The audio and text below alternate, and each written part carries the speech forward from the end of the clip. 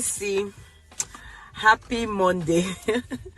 It was actually a long weekend for me. I don't know about you, but for us,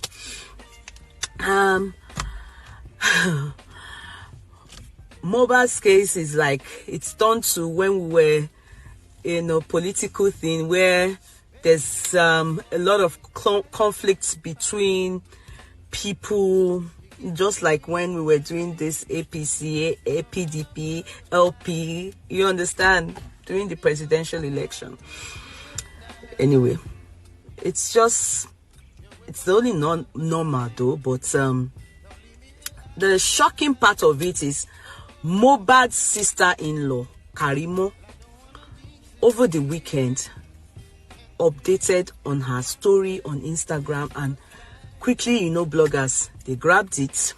I was told she deleted it afterwards, but it was too late because if some person already got it, and they shared it on the social media, and boom. She had a lot to say. In fact, it is deep. It doesn't really matter what she had to say, but somehow it goes to show that it's the what we've always wanted. Yes, how does it really help in what is happening? We know that Mohbad comes from a dysfunctional background. Yeah, we didn't know that Wunmi also comes from same. Now, Karimo updated, lashing out towards Wunmi, who is Mohbad's wife, and their mom. In fact, she said stuff like mom had left her, and others. In fact, she said left the kids. She did not know her mom until when she clocked 16 years, and then for just 3 hours when she was 16 years, and then she went again for 4 years before she saw her, and that she didn't know that this was the kind of, she didn't really know Wunmi too well for her to have come to Nigeria to route for her, and she had paid 300,000 for a travel agency to bring Wunmi to America, and that she had told Wunmi that she should leave Mohbad and go back home and then pursue a master's degree in USA. In fact, she said they should stop spreading the lies. She's warning them. She sent out, she said they should bring it on, and that karma is a bitch. She had many things to say that were, in fact, she said karma is a bitch, and that she's waiting for them to bring it on. And, she had many things. And she said she's gone through a lot when the mother abandoned them. She was sexually harassed twice. She was abandoned, and she was beaten.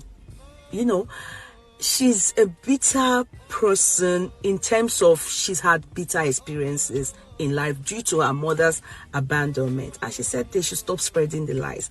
Now, this takes us to Mohbad's case. Why we are talking about it is because she's the sister-in-law who came out, the foremost person that came out from Wunmi's side, and was saying she had many blah, blah, blah, blah, blah. In fact, she was the one that told us Mohbad had loss of memory. He was depressed. He was that. It was this. When one lady, the actress, called them while she was in America, and her mother, she was saying to us that, it wasn't Mohbad's money that her mother used in coming, used in traveling. She sponsored the trip. She brought her mother to the United States of America. She had many things to say. She was the one that, told very dark man that she was going to sue him for 300 million for defamation of characters. Because he was saying that Wunmi should go ahead and have a DNA for Liam. Now, why are we saying? And before I go to Mohbad's side, remember she also said something like, all what is happening to Wunmi is as a result of the abandonment by their mom. Now, I personally have critically analyzed that all what happened to Mohbad is as a result of dysfunctional background, and also no very solid parental guidance, in the sense that when he started going into the world. He actually left home very early to go and source for livelihood, to make it in life, and then he went and joined the Naira Marley. Naira Marley found him and made him famous, and everything that happened afterwards is now history because we lost that boy. So that is why what she had to say is kind of important to this story, because a lot of people, many of us don't know who Wunmi really is. You understand? Because many people have wondered if it is true that they've started dating when she was, since 10 years ago, and they claim she's 24 years old. Definitely, she was maybe 13. So, due to the abandonment by their mother, she's been on the street too early. Do you understand? So, maybe, so all that also did not help the relationship, because two people that are from dysfunctional background, so we are able to at least get that, because we did not know. In the beginning, Karima was saying, oh, we thought because it was Papa Mohbad that said, no, they are not rich, because she created an impression as though, oh, they are rich. So people had the impression that Mohbad was with Wunmi, and Wunmi was with Mohbad, because Mohbad, looked more like a poor boy from a ghetto going for a rich man's, or at least an average man's daughter, because we learned she's well educated compared to Mohbad, who also had this low self-esteem due to his background. So he was really desperate to be with Wunmi. So it helped.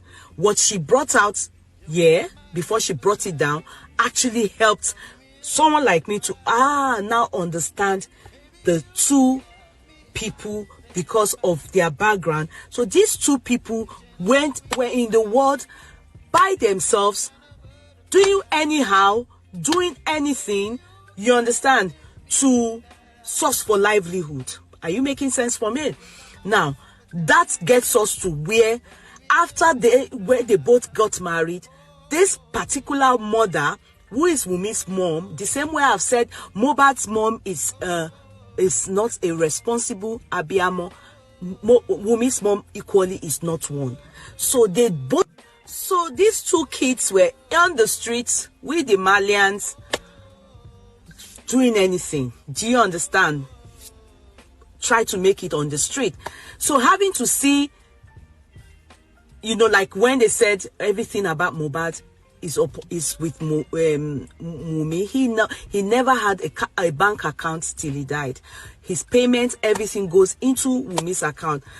We all this is all what we have to talk about in the court of law November 7th. Don't worry, these are just what we've heard, and we are beginning to understand that, okay, now the money aspect, where these two mothers abandonment that they did to their kids and resurfaced into this kids' life, they also were not good influence. Wunmi's mom, obviously, in conjunction with Wunmi, wasn't doing things right with Wunmi. With all what we heard, that she was in charge, she was buying, whatever Mohbad buys is in Liam's name, and they were not doing, he didn't buy things in his name. That is the fight the father had with Wunmi's mother. She is a terrible mother, like Mohbad's mom, who obviously abandoned Mohbad and just resurfaced 2019, only for the child to die a few years later, and she's there now, still waiting for her tenuje. Do you get what I mean? So it is all beginning to make more sense. You understand? As opposed to the understanding we had in the beginning, like, oh, Mohbad is the one from the ghetto, now went to marry a policewoman's child, she's from a rich home, so that story and narrative, it's a lie. It was projected to us, and it is all lies. The truth is what Karima spilled, out of anger. Probably there's a fallout in the camp, in their family, and she got really irritated and updated, without thinking that obviously people are, we are watching, so that gets us somewhere. We now understand these two kids, that now who destroyed who is in charge, who made the matter this bad, that to an extent this boy lost his life in the process. Now, that will be what we are expecting Wunmi to spill to us on the 7th of November. She should say her side of the story. The father, Mohbad's father, mother have spoken theirs. She should say her side of the story and let us know what is happening. We now understand that the two mothers, Wunmi's mom and Mohbad's mom, they are terrible mothers that also affected the lives of these children. Are you making sense from it? So